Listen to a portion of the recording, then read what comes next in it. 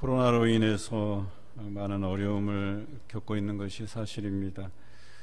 우리가 명절이면 덕담을 주고받고 또 우리 가족 간에 또 우애 있게 이렇게 보내면서 건네는 말들이 있는데요. 그 중에 우리가 흔히 이제 하는 말이 있어요. 특히 추석 명절 때 더도 말고 덜도 말고 한가위만 같아라, 이런 표현을 자주 써왔지요. 그런데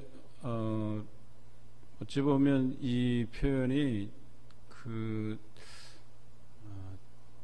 이전보다는 좀 자주 쓰이지 못했던 것 같아요. 왜냐하면 우리 생활이 그동안 너무나도 편리했고 또 많은 부분에 있어서 우리가 부족하지 않게 살아왔기 때문이 아닐까, 이런 생각을 해봅니다. 그런데 코로나를 겪으면서 우리의 일상이 무너지고 또 경제가 무너지고 또 여러 가지 정치적인 혼란 가운데에서 그래도 우리가 좋은 때를 추억하게 되잖아요. 또 옛 조상들에게는 어찌 보면 핵곡식, 핵과일을 거두어서 가족들 또 이웃들과 함께 나누는 그 시간이 가장 풍요로웠을 시기예요. 물론 전체적으로 볼 때는 보릿고개라고 불릴 만큼 어려웠던 시절들도 있고, 또 아무리 그 곡식과 과일이 풍성해도 또 그때뿐이고 지나 보면 또 어려운 상황들이 지속되고 이랬던 때가 있었잖아요. 그래서 아마 조상들은 덜도 말고 더도 말고 그런 한가위만 같아라 하는 표현을 쓴 것 같아요. 그때가 1년 중에 가장 풍요롭고, 그래서 그 좋았던 그때처럼 다른 날들도 그랬으면 좋겠다 하는 염원을 담아서 인사를 나눴던 것 같아요. 우리 한번 옆 사람들과 인사를 한번 나눠볼까요? 더도 말고 덜도 말고 한가위만 같아라.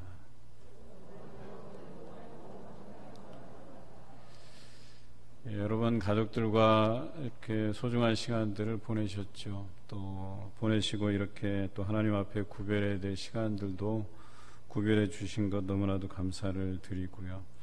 또 우리 칠려전도회 어찌 보면 저랑 비슷한 이제 또래들이신데 참 바쁜 시기인 것 같아요. 또 살아가는 것도 치열하고, 왜냐하면 베이비붐 세대거든요.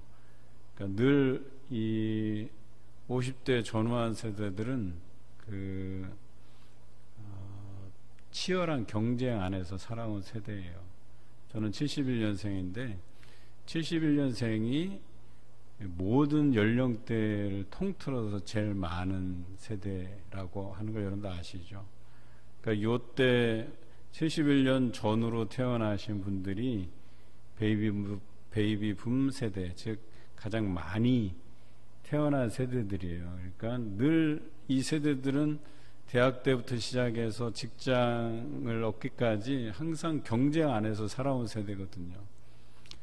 마찬가지로 또 명절을 통해서 자녀들도 챙겨야 되고 또 친정 부모님 또 시부모님 또 챙겨야 되고 많은 어려움이 있으리라는 생각을 해보는데, 또 이렇게 이 연휴 기간에 찬양 시간까지 가져야 된다는 게 쉽지만은 않았을 것 같아요. 그래서 제가 양 목사님한테는 그냥 못하면 다음 주를 미뤄서 이렇게 하도록 해봐라 했는데 하시겠다는 거예요. 또 그래서 제가 대단하다, 시간대를 구별해서 오늘 찬양 아름답게 해주셔서 너무나도 감사를 드립니다. 오늘 시편 35편을 우리가 다루게 되는데요. 35편은 굉장히 긴박한 상황으로 시작을 하고 있어요. 본문 1절을 우리 같이 한번 읽어보겠습니다. 여호와여, 나와 다투는 자와 다투시고 나와 싸우는 자와 싸우소서. 싸움의 그 현장이 아주 적나라하게 표현되어 있어요. 굉장히 다급한 그런 상황에서 다윗이 간구하는 심정으로 노래한 것입니다.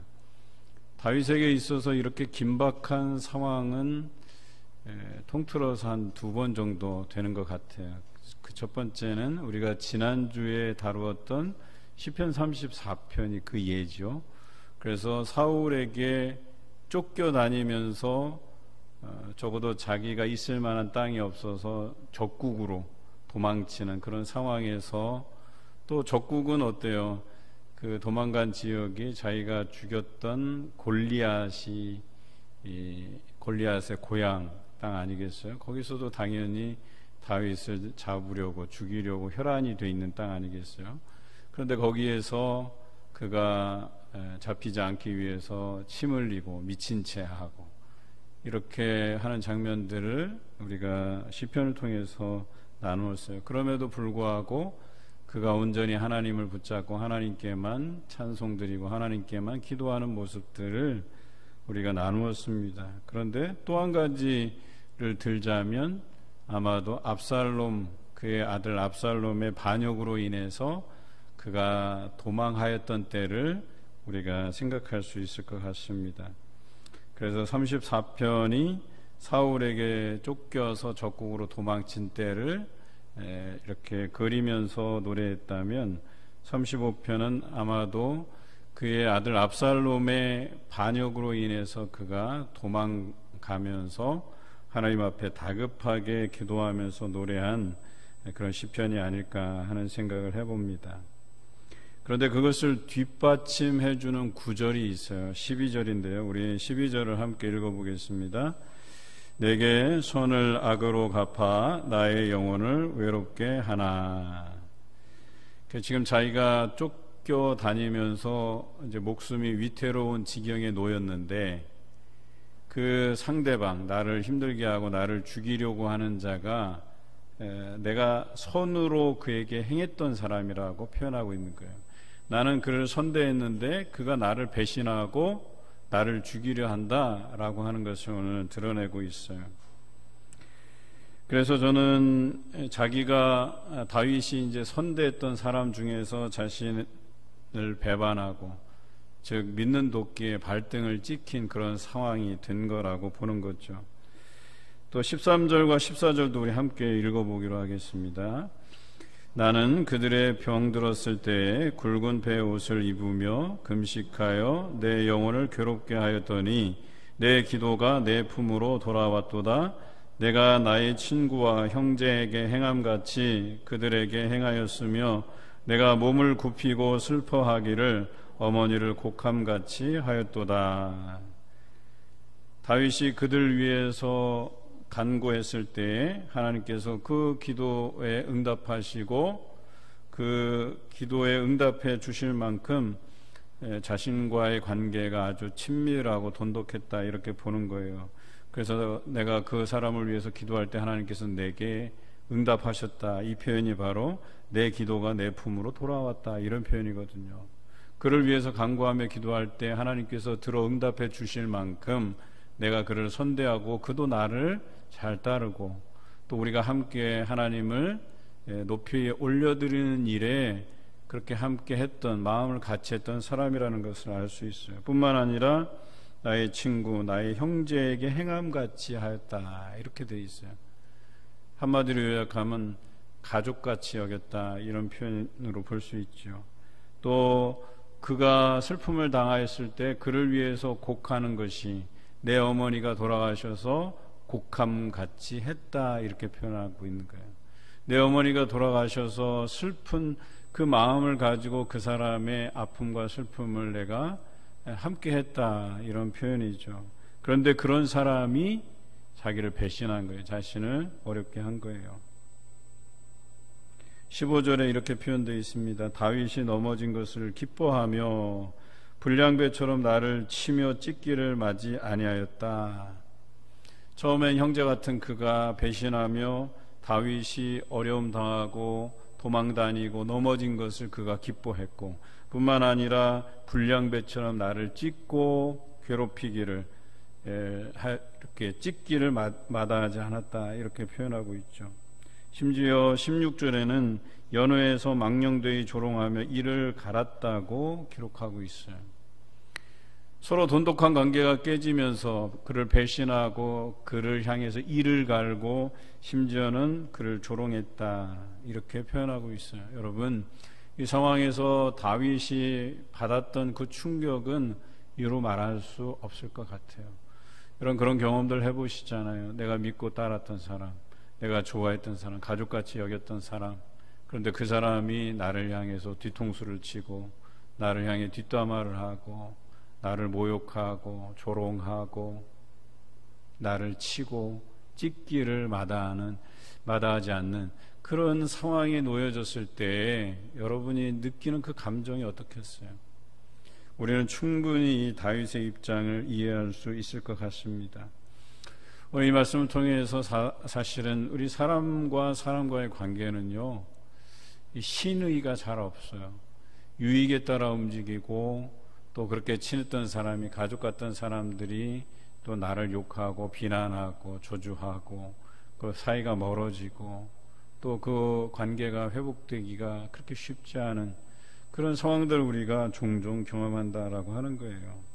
친구와 형제 같다가도 또 가족 같다가도 배신하고 돌아서는 게 사람들의 모습이다라고 하는 것이에요.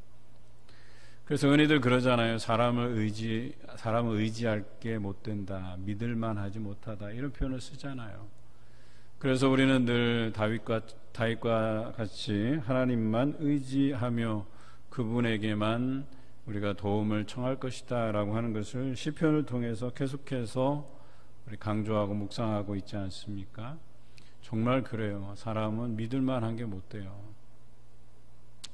물론 그 사람에 대해서 어떤 최소한의 믿음을 가지고 어떤 신뢰관계가 형성이 되고 우리가 함께 힘을 합해서 협력하여 선을 이루는 것이 중요하기는 해요. 그런데 근본적으로 우리가 하나님을 믿듯이, 하나님을 신뢰하듯이 할 만한 존재는 아니다라고 하는 것이죠.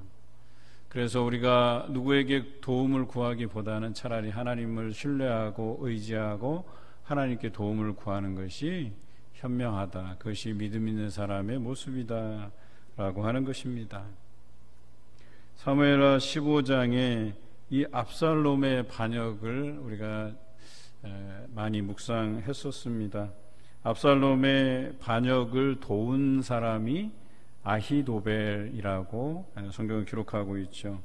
그런데 이 아히도벨에 대해서 사무엘하 15장 12절에 이렇게 기록되어 있습니다. 우리 화면을 보고 한번 같이 읽어보겠습니다. 제사 드릴 때에 압살롬이 사람을 보내 다윗의 모사 길로 사람 아히도벨을 그의 성읍 길로에서 청하여 온지라 반역하는 일이 커감에 압살롬에게로 돌아오는 백성이 많아지니라. 예, 여기 보니까 이 아히도벨을 누구로 표현되어 있냐면 다윗의 모사라고 표현되어 있어요. 그러니까 다윗이 모사로 세울 만큼 신뢰했던 사람이라고 표현되어 있는 거예요. 그리고 그를 선대했고 형제처럼 가족처럼 그렇게 다윗이 여겼다라고 하는 것이죠. 그런데 그 아히도벨이 자신을 배반하고 압살롬의 그 반역에 참가하게 된 거예요. 그런데 더 충격적인 관계가 있어요. 우리가 그 읽을 때 이렇게 간과하기 쉬웠던 구절들이었는데요. 사무엘하 11장 3절에 밧세바가 등장하는데 밧세바가 엘리암의 딸이라고 기록되어 있어요. 엘리암. 그런데 사무엘하 23장 34절에 보면 엘리암은 아히도벨의 아들이라고 기록되어 있어요. 그러니까 밧세바가 누구예요? 이 아히도벨의 손녀예요. 손녀. 예, 할아버지란 말이에요. 밧세바의 할아버지. 그럼 다윗과의 관계는 어떻게 되는 거예요? 손녀 사위예요. 손녀 사위. 이해하십니까? 그러니까 자기 아내의 할아버지예요. 아히도벨이. 그러니까 굉장히 가까운 사이란 말이에요. 그랬던 아히도벨이 어떻게 하냐면 압살롬이 반역을 일으킬 때 다윗의 후궁들을 이렇게 육체적인 관계를 맺어서 폐륜을 저지르라고 얘기를 해요. 심지어는 군사 1만 2천을 동원해서 지금 다윗이 도망가는데 빨리 쫓아가서 다윗을 죽이라고까지 이야기합니다. 여러분, 도저히 우리가 상상할 수 없는 관계잖아요. 적어도 그 손녀 사위인데 그 손녀 사위를 그가 데리고 있던 후궁들에게 폐륜을 저지르게 하고 그 다윗의 아들에게 심지어는 다윗을 죽이라고까지 이야기하는 거예요. 그러니 여기에 얼마나 충격이 있었겠어요. 그러나 하나님께서 다윗의 기도를 들으셨죠. 다윗은 그런 어려움 속에서 정말 나랑 그렇게 가까운 사이, 내가 선대했던 사람, 나의 모사로 세웠던 사람, 나를 도와줬던 그 사람, 또 내가 그를 도와줬던 그 사람에게서 그 배신을 당하고 이 다윗의 심정이 어떠했겠냐라고 하는 거예요. 그런데 참 차분하게도 다윗은 사실은 어떻게 하든 자기가 그 후위를 도모해서 자신의 힘으로 이 아히도벨을 죽여버리겠다라고 하는 이런 어떤 복수심에 불타야 되는데, 자기가 뭘 어떻게 하겠다기보다는 오늘 하나님 앞에 기도하고 있어요. 우리가 1절을 읽었는데요. 여호와여, 나와 다투는 자와 다투시고 나와 싸우는 자와 싸우소서. 내가 싸우겠다는 게 아니고 하나님께서 대신 싸워달라는 거예요. 하나님께 모든 것을 맡겨드리는 거예요. 이쯤 되면요, 어떻게 하든 이 배신감에 의해서 내가 내 손으로 저 사람을 처리하겠다라고 하는 이 복수심이 불타올라야 돼요. 그런데 다윗은 그렇지 않았어요. 원수 갚는 것까지도 하나님께 맡겨드리고 하나님께서 싸워달라고 이렇게 간구하는 그 모습을 우리가 1절에서 묵상한 것이죠. 결과적으로 어때요? 다윗을 돕기 위해서 다윗의 친구 후세라는 사람을 하나님께서 보내셔요. 그리고 그가 아히도벨의 그 계략을 무산시키게 되죠. 후세는 반대로 얘기해요. 지금 괜히 쫓아갔다가 저 싸움에 능한 다윗이 복병이라도 숨겨놓고 당신이 올 때를 기다려서 공격하면 어떠겠냐, 그러면 상황이 반전되지 않겠냐. 그리고 많은 사람들이 그것을 보고 다윗이 이 압살롬의 군대를 이렇게 쳐부셨다, 대세가 기울었다, 그래서 많은 사람이 다윗 쪽으로 붙지 않겠냐, 이런 얘기를 하게 돼요. 그래서 결과적으로 아히도벨의 그 계략을 채택하지 않고 후세의 계략대로 해요. 그래서 기다렸다가 그 기다리는 사이에 어때요? 후세는 사람을 시켜서 다윗에게 빨리 피하라고, 그렇게 해서 그런 다시 피하고 다시금 상황이 역전되는 상황을 우리가 성경을 통해서 읽게 되지요.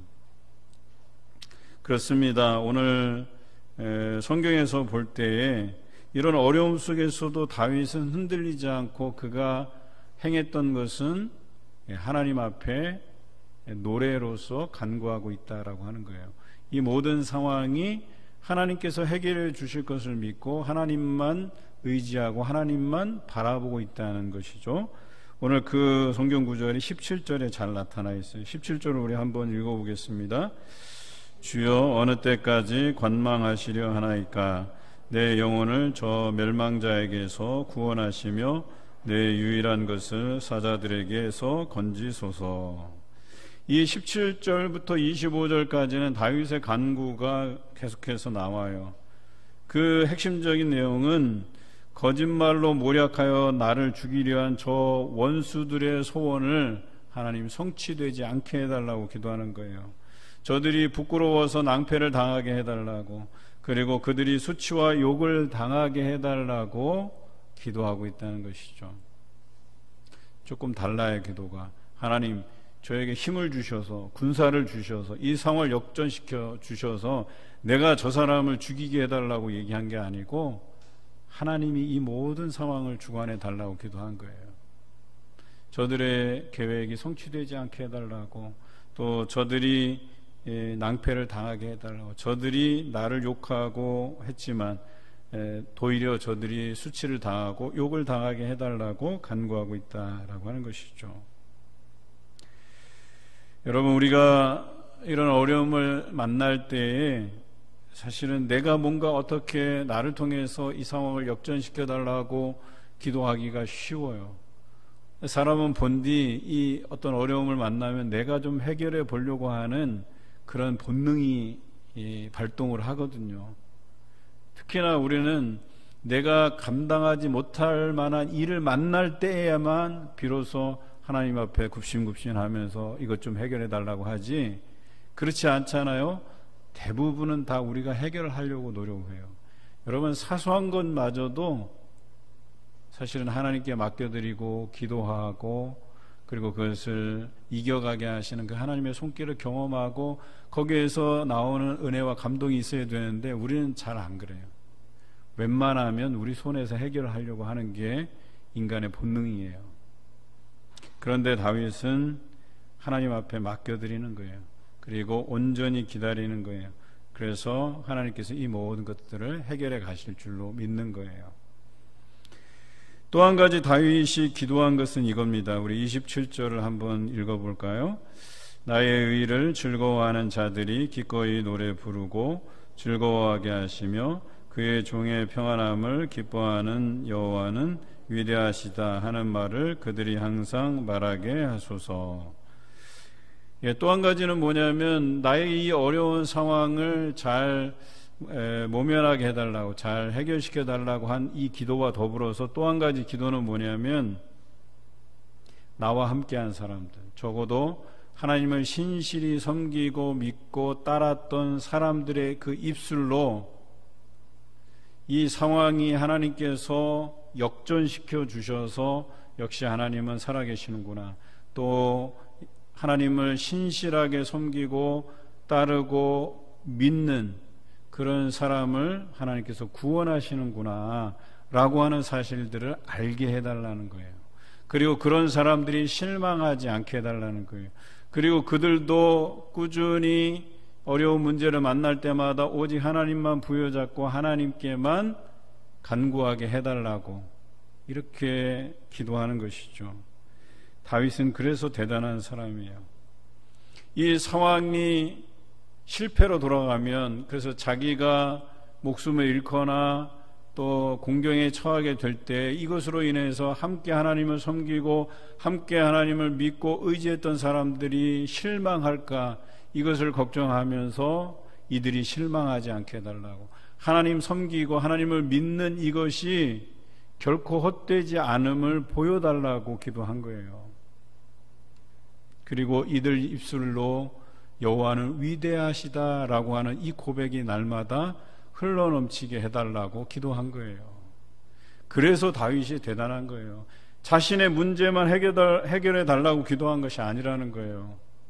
자신처럼 하나님을 믿고 의지하는 사람들이 실망하지 않도록 하나님께서 이 상황을 역전시키시고, 그래서 여전히 하나님을 바라보고 믿는 그들에게 하나님은 위대하시다라고 하는 이 찬송이 그들의 삶에서 흘러넘치게 해달라고 그는 기도하고 있는 거예요.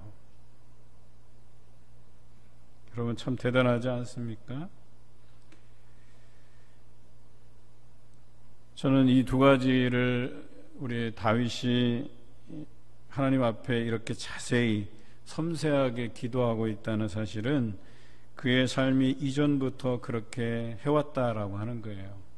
적어도 자신에게 응답해 주실 그 하나님을 신뢰했고, 뿐만 아니라 이 상황을 보면서 여전히 하나님을 믿고 섬기는 이들에게 희망과 용기가 되어 주시고, 또 그들의 입술을 통해서 하나님을 위대하시고 이 땅을 통치하시고 역사를 주관해 가시는 그 하나님이 드러나기를 원하는 마음으로 오늘 기도하고 있다는 것이에요. 우리도 이와 같아야 되는 거예요. 여러분, 기도하실 때 여러분의 어려운 문제만 해결되게 해달라고 기도해서는 안 됩니다. 더 나아가야 돼요. 이것을 통해서 나를 바라보는 많은 사람들, 여전히 하나님을 기대하고 믿고 그 신뢰함으로 따르는 그들에게 새로운 소망이 되기를 바라는 마음으로 기도하셔야 되는 거예요. 그래서 나에게 기적같이 다가오신 그 하나님의 손길이 다른 사람에게도 보여지고 느껴지고, 그래서 여전히 하나님은 위대하시다라고 하는 고백이 나오도록 우리도 기도해야 된다라고 하는 것입니다. 믿음은 여기까지예요. 여기까지 나아가는 믿음이어야 된다라고 하는 것입니다. 저는 이 말씀을 묵상해 가면서 또 한 가지 우리가 생각해 봐야 될 문제가 있다고 봐요. 앞서서도 말씀드렸지만 원수 같은 사람을 만날 때에 나는 어떻게 할 것인가에 대한 문제예요. 여러분, 원수 같은 사람을 만나잖아요. 성경에서 말하는 뺨을 때리면 다른 쪽 뺨도 돌려대라고 하잖아요. 근데 이게 참 쉽지가 않다니까요. 그 이야기인 즉슨 가능하면 모든 사람과 화평하라고 말씀하시는 거거든요. 많은 사람과 다투지 말고 화평하고, 심지어 저 사람이 나를 해롭게 하는 원수라도 그 원수에 대한 사랑의 마음을 가지라는 거예요. 그런데 그 사람의 죄를 용서해 달라는 이야기라기보다는 적어도 내가 하나님의 말씀대로 가급적이면 원수라도 사랑하고 수용할 수 있게 해달라는 것이지. 그런데 그 이면에 보면 오늘 다윗과 같은 기도가 있는 거예요. 그 원수 갚는 일은 하나님께 맡겨드리는 거예요. 그러니까 내가 직접 그것을 어떻게 하려고 하고 그에 대한 어떤 증오심을 가지고 이러기보다는 그 원수 갚는 일에 대해서는 하나님께 맡겨드리는 것이 지혜로운 일이다라고 하는 거예요. 그래서 다윗이 다시 1절로 돌아가서 기도하는 게 뭐예요? 하나님이 싸워달라고 하는 거예요. 나는 배신감이 들고 정말 저 사람에 대해서 이런 아픔들을 내가 경험했지만 가급적이면 화평하고 싶은 거예요. 그리고 저 사람을 미워하지 않게 해달라고 기도하는 거예요. 대신 그가 행한 일에 대해서는 하나님께서 갚아달라고. 그래서 적어도 나는 하나님께서 내게 말씀하신 그 계명을 지키면서 원수 사랑함에 대한 이야기, 더불어 모든 사람과 화평하라고 이야기한 것들을 지키려 했다라고 하는 것이 중요한 거예요. 여러분, 그것이 중요해요. 그래서 원수를 사랑하라라고 얘기하는 것은 뭐냐면, 어떤 그의 죄까지 우리가 뭐 이렇게 저렇게 평가하고 판단하고 이것은 하나님께 맡겨드리고, 적어도 내가 하나님의 말씀에 의거해서 그 사람도, 나를 해하려고 한 사람마저도 용서할 수 있는, 더불어 화평할 수 있는 그런 하나님의 말씀에 더 가까이 나아가는 우리가 되어야 되겠다라고 하는 것이지, 그 원수 갚는 일을 하나님께 맡겨드리는 것이 중요하다라고 하는 것을 묵상하게 됐어요. 그런데요, 이렇게 하나님께 맡겨드리고 우리는 기다려야 되는 게 쉽지가 않다는 거예요. 어떻게 하든지 저 사람이 하나님께서 심판하지 않으면 사회의 법을 통해서라도 저 사람이 좀 판단을 받고 좀 나를 괴롭힌 만큼 어려움을 당했으면 좋겠고 막 이런 마음이 들잖아요, 사실. 그래서 기다리는 게 어렵다는 거예요. 그런데 오늘 다윗의 기도를 보면 우리가 그가 얼마나 기다렸는지를 우리가 알 수가 있어요. 17절 아까 읽었던 말씀에 보면 주여 어느 때까지 관망하시려 하나이까. 어쩔 때는 하나님께서 이 부분에 빨리 응답해 주셔서 이 사람을 선악간에 심판해 주셨으면 좋겠는데, 오늘 다윗이 기도하는 내용은 뭐냐면 주여 어느 때까지 관망하시려 하나이까. 그가 기도할 때 즉각적으로 답변하지 않을 수도 있다는 거예요. 왜 하나님께서 이 상황을 빨리 응답해 주시지 않고, 이건 뻔한 일인데, 내가 잘못한 게 없는데 이 사람을 하나님께서 좀 심판해 주셨으면 좋겠는데, 이 사람이 좀 곤욕을 치렀으면 좋겠는데, 하나님께서 마치 아무 일도 없었다는 듯이 그냥 관망하면서 이 상황을 쳐다볼 수도 있으시다라고 하는 거예요. 오늘 그 상황을 다윗이 고백하고 있는 거예요. 어느 때까지 관망하시려 하나이까 라고 기도하는 거예요. 여러분, 이때까지 여러분들 기다릴 수 있으실 것 같아요? 내가 지금 죽게 생겼는데 왜 저 사람을 하나님께서 선악간에 판단하시지 않지? 왜 그냥 보고만 계시지? 왜 관망하시지? 여러분, 이런 기도가 나올 때까지 다윗은 기다린 거예요. 여러분, 이런 기다림이 쉬운 줄 아세요? 쉽지 않다는 거예요. 그런데 다윗은 그때까지 기다렸던 거예요. 여러분, 기도라는 게 그런 거예요.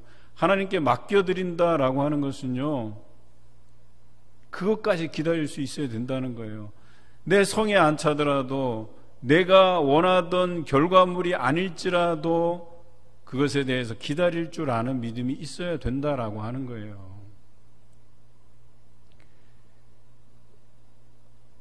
저도 추석 때 잠깐 우리 장모님과 함께 이제 가족들을 만나러 가고 또 저희 가족들도 만나고 왔는데요. 형수님과 얘기하는 중에 이제 거기 쌍둥이 두 아이는 이제 대학 1학년이 됐어요. 그런데 그 충건이가 이제 고3이다 보니까 이제 대학 이야기들 또 그들의 미래 이야기들을 서로 이렇게 가감없이 나누다가 그런 이야기를 해요. 참 자녀이기 때문에 내 욕심을 내려놓기가 어렵다는 거예요. 그 욕심이 아직까지도 내려놓지 못하는 상황에 있는 거예요. 대학에 갔잖아요. 사실 대학에 가는 것만 해도 그때는 간절히 바라던 바고 원했던 바인데 또 대학에 가고 나니까 더 많은 욕심이 생기고 이랬으면 좋겠고 저랬으면 좋겠고 그런데 또 이 아이는 아버지의 그 좁은 아버지 어머니의 그 좁은 시야를 벗어나서 교수님, 선후배, 후배는 아직 없으니까 선배, 동기 그런 사회 안에서 어떤 더 큰 안목을 가지고 사회를 바라보고 또 배워가는 중인데 또 부모는 그 욕심을 내려놓지 못해서 그 좁은 시야를 가지고 마치 그게 전부인 양 또 아이를 가르치려 하고 여전히 자신의 그 내려놓지 못하는 부분들을 말씀해 주시더라고요. 그래서 제가 옆에서 뭐 저도 그럴 수 있겠지만 그래도 내려놓을 필요가 있다. 저도 우리 아이에 대한 기대가 왜 없겠어요. 제가 원하는 바가 있는데 사실 그 길로 가지 않거든요. 자신이 바라보고 원하고 그런 길이 따로 있어요. 근데 오히려 내가 내려놔야 되겠더라고요. 부모가 이 길을 이렇게 강요하고 원하는 것보다는 아이가 선택하고 집중하고 열심을 다하는 게 좋겠다 해서 저는 좀 내려놓기는 했어요. 좀 내려놓은 지가 좀 됐어요. 그런데 또 모르겠어요. 대학 또 합격하고 나면 그 미래에 대해서 또 어떻게 저렇게 이야기할지도 몰라요. 그런데 우리는 하나님 앞에 내려놓는다고 내려놨다고 이런 고백을 하면서 우린 기다려야 되잖아요. 하나님께서 이 아이의 그 미래를 책임져 주시고 인도해 주시고 어떻게 해 나갈 것인가도 다 맡겨드려야 되잖아요. 근데 이걸 못 기다려요. 우리가 조금이라도 양해 안 차고 부모의 기대에 어긋나면 개입하게 되고 이야기하게 되고 조언을 주고 근데 미안한 얘기지만 거기서 거기에요. 다 우리 인간의 지혜라고 하는 게 우리의 식견이라고 하는 게 우리의 경험이라고 하는 게요 정말 우물한 개구리예요. 미안한 얘기지만요 여러분이 경험하는 세대 그러니까 여러분이 경험했던 세대들 있잖아요. 그 사회 어떤 상황들 인생의 경험들 지혜들 여러분 오래 살아오셨다고 해서 그 식견이 넓어지고 굉장한 지혜를 갖는다는 건 아니에요. 오히려 짧은 시간이지만 이 아이들이 새로운 세계를 접하면서 또 자신의 인생을 어드바이스 해줄 수 있는 어떤 교수님, 뭐 선배들 이런 사람들을 통해서 그 식견이 넓어지는 걸 부모가 감당 못한다니까요. 그럼에도 불구하고 개입하려 드는 거예요.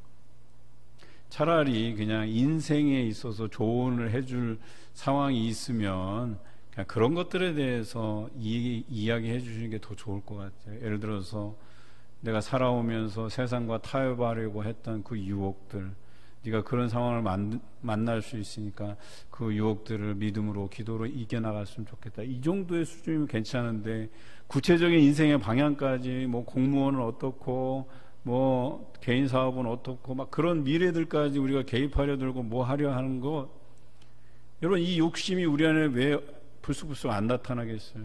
다윗도 마찬가지예요. 하나님 앞에 내려놓고 하나님만 신뢰하고 의지한다는 게 이만큼 힘든 거예요. 심지어는 하나님께서 응답해 주시지 않는다고 생각할 때가 있다는 거예요. 왜 관망만 하고 계시지라고 할 때가 그런 마음이 들 때가 있다는 거예요. 그럼에도 불구하고 그런 마음을 하나님께 솔직하게 고백하면서 그래도 하나님께서 내 유일하게 남은 이 생명을 사자들에게서 건져달라고 경각에 달려있지만 그 목숨을 하나님께서 살려주실 것을 믿고 기다리고 있는 거예요. 이게 내려놓는 작업이라고 얘기하는 거예요. 다 내려놔야 된다는 거예요. 이렇게 기도하기가 힘들다는 거예요. 그런데요, 여러분, 기도는요, 우리를 배신하지 않습니다. 기도는 하나님께서 응답해 주셔요. 우리가 단지 원하지 않는 방향으로 응답될 수도 있다는 것이 변수죠. 그런데 우리는 마땅히 우리가 원하는 바대로 응답받기를 원하는 게 문제라는 거예요. 이런 것들조차도 우리는 내려놔야 된다는 거예요. 그러면 하나님께서는 그 기도에 어떤 방식으로든 우리에게 응답하시는 분이시다라고 하는 것은 분명합니다. 그것이 오늘 설교의 제목, 내 기도가 내 품으로 돌아왔도다라고 하는 거예요. 여러분, 기도하실 때 신뢰하시기 바라요. 끝까지. 여러분의 그 마음에 정말 하나님께서 내게 관심을 가지고 계시는 것일까? 왜 관망만 하고 계시지? 라고 하는 마음이 들 때에도 신뢰하시고 바라보시기 바라요.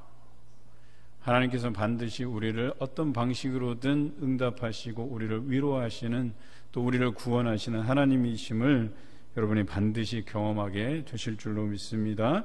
이런 하나님에 대한 신뢰를 가지고 기다려서 기도와 응답과 구원을 경험해 가시는 여러분 되시기를 주님의 이름으로 기원합니다.